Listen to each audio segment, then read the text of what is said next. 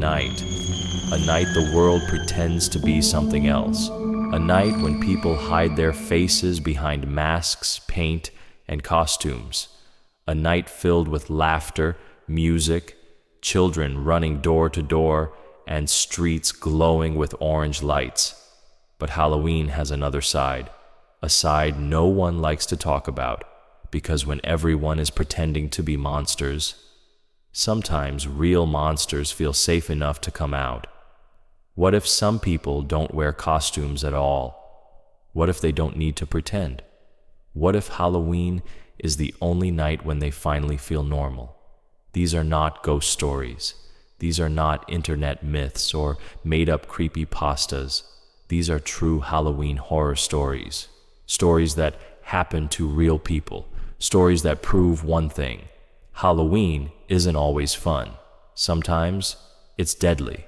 Halloween night, 2009. The air was cold. Leaves scraped against the road outside. Distant laughter echoed from the neighborhood. Sarah sat alone in her living room. She had decided not to go out that year. Too tired, too many people, too much noise. She turned off the lights, leaving only the glow of the TV and a small pumpkin lamp near the window. Then, ding dong, the doorbell rang. Sarah smiled softly. Kids, she thought. Trick or treat. She stood up and walked to the door.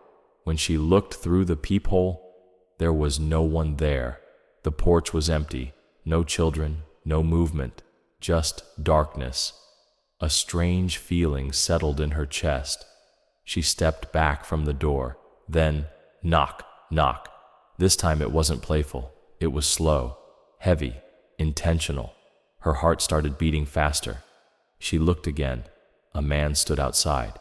He was wearing a mask, a cheap Halloween mask, pale, cracked, expressionless. But his eyes, they didn't look like someone joking.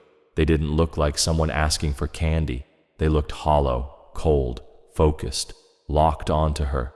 Sarah felt something deep inside her scream. Don't open the door. She stepped away and grabbed her phone. Her hands shook as she called the police. The knocking continued, slow, patient.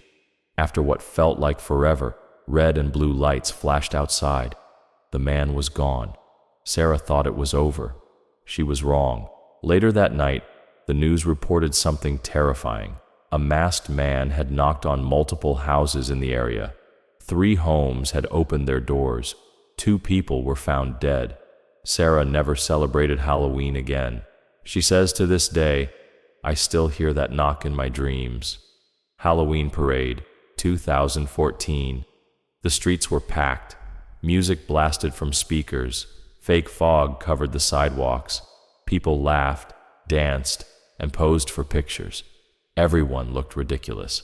Everyone looked scary, and that's what made him impossible to notice. A young woman walked alone through the crowd. She felt someone behind her. She turned. A clown, bright wig, painted smile, oversized shoes.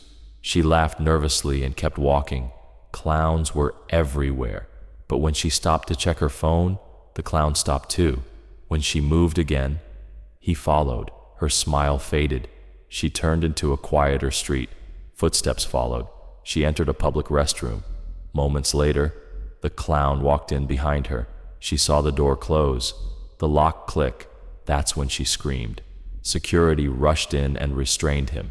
What they discovered was horrifying. The clown costume was real.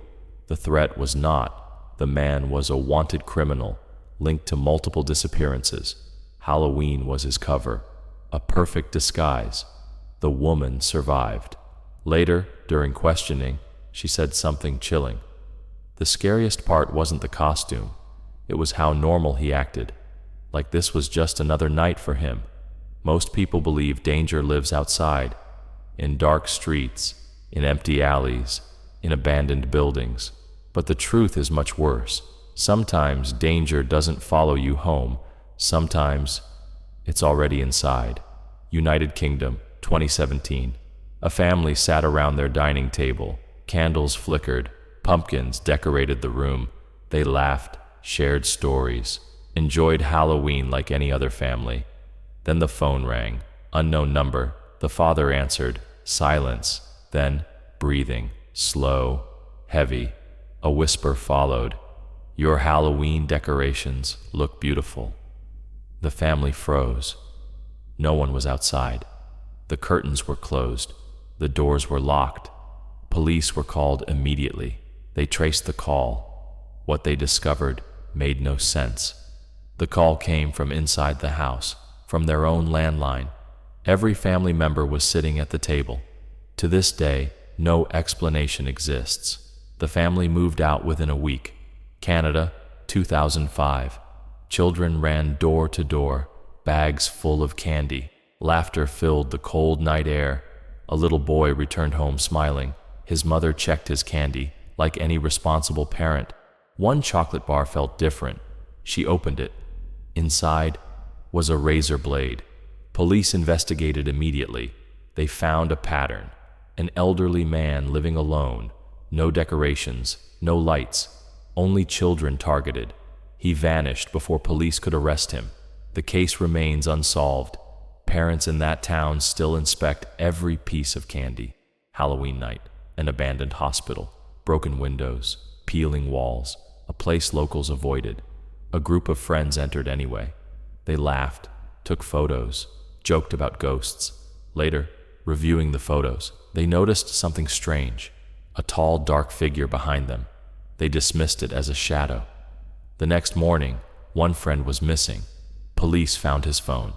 The last photo showed the same figure, standing right next to him.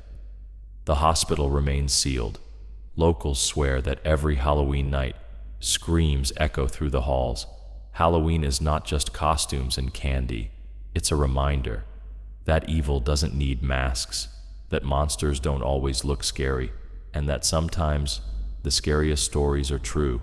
If you enjoyed this video, like, subscribe, and comment below which story scared you the most, because some stories never truly end.